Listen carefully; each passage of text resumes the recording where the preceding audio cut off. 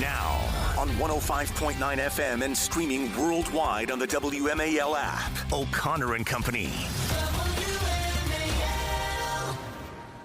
It's 7:37 here in your nation's capital, District of Columbia, the entire greater Washington area, the Mid-Atlantic, nationwide, and around the world.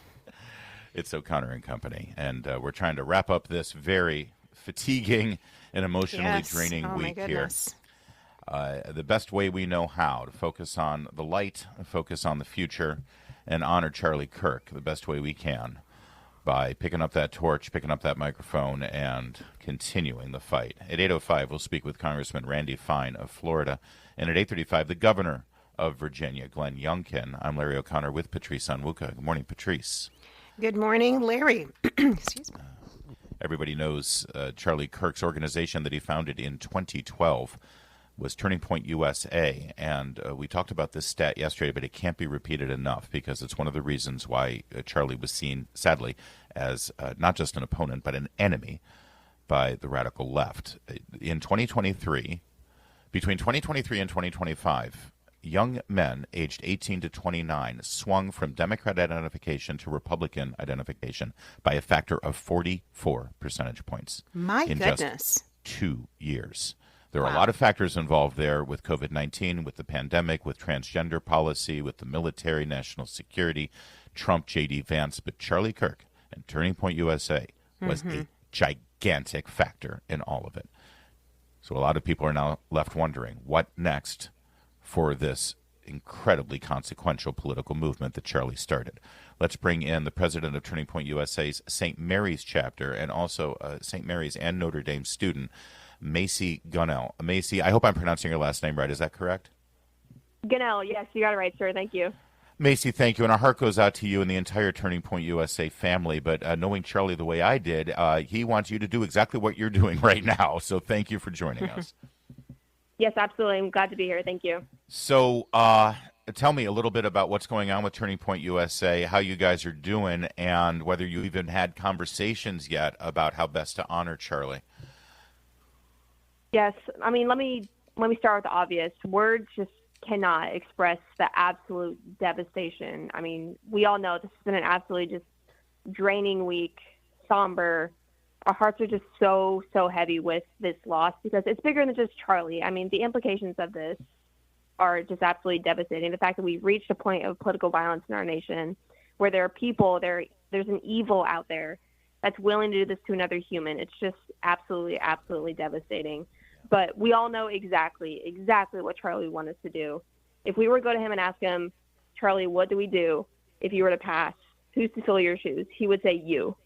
You pick up the microphone, every single one of you. It's up to all of us to carry on his legacy, to carry on this mission. So this movement and his legacy will live on forever because it lives on with each of us. We are not going to stop.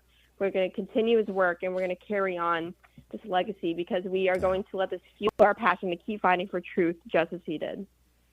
You know, Macy, it warms my heart to hear that because, you know, one of the questions that I had when we were speaking with another guest was, you know, has this created a chilling effect for not just leaders in Turning Point USA, but, you know, regular members, maybe people who, you know, stop by the table or go to meetings from time to time, but, you know, still kind of on the sidelines a little bit? Or do you think that a lot of the young people that you're texting with, you're in class with, they're like, no, I want to be even more vocal than I have been before?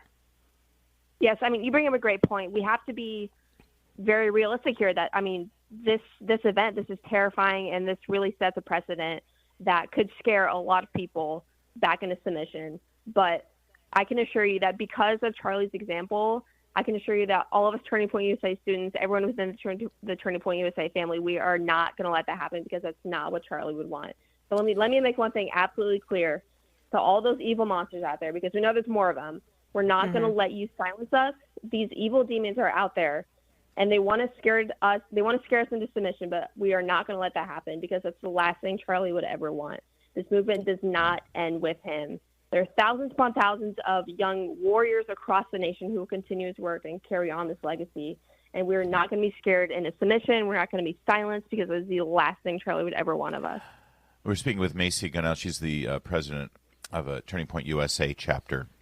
And Sorry, you're inspiring me, Macy, so I'm getting a little emotional. I got a message from an old friend of mine, actually. I went to high school with her, and her two boys are attending college in North Carolina.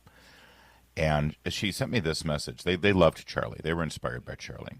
She said, he and his friends are inconsolable. Their biggest fear is being killed for their values and beliefs. They don't feel like they can attend their candidates' events or speak up without fear of death. It used to be a fear of being judged or someone grabbing their hat or getting into a fight. Now they fear being killed. They're angry and they want accountability, not just for Charlie's death, but for all the corruption and violence.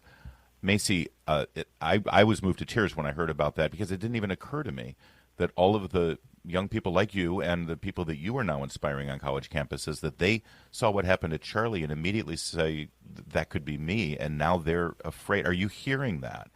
And are you concerned that this horrible, violent political assassination might have that chilling effect on people? Yes, absolutely. I mean, I'm hearing this. I'm thinking it myself, because we look at that event and we all say, I mean, that could be any of us at any time, any outspoken conservative, because again, the movement and this legacy is more than just Charlie. I mean, there are genuinely evil monsters out there who want. Well, I'll tell you, Macy, if you were my daughter, I would call you and say, I love you, I respect you, I think you're great, but please, if your public profile puts you in danger, there's bigger things in life. I want you to be a mother. I want you to, live a long life. I mean, that's what a father's instinct would be. Yes, exactly. I mean, I know that's exactly what is on my dad's heart as well. But let me say this just personally, as myself. If this movement, if this country, and if my God and His truth means death, I'm willing to die for this country. I'm willing to die for my God, and I'm willing to die for the truth. That's the fire that has been lit in me. That is the fire that this has lit in so many students across the nation, because we know how important the truth, and we know how important our God and our country is. We are not going to let anyone scare us into silence. That's exactly what that shooter wanted. That's exactly what Thomas Kirk wants. That's exactly what all these evil perpetrators want out there. We are not going to let that happen. It is absolutely terrifying what we have to deal with, and it's so devastating, that truth. But we have to face evil with good, and we cannot do it silenced. Beautiful, beautiful Macy Gunnell, who, by the way, was an intern this summer at the White House. So she's got a bright future ahead of her. And you represent Turning Point USA. You represent Charlie perfectly. Don't be a stranger. Thank you, sir. We want to hear from you more often, please. We want to hear from you again. It is yes, absolutely. Thank you, Macy. Thank you.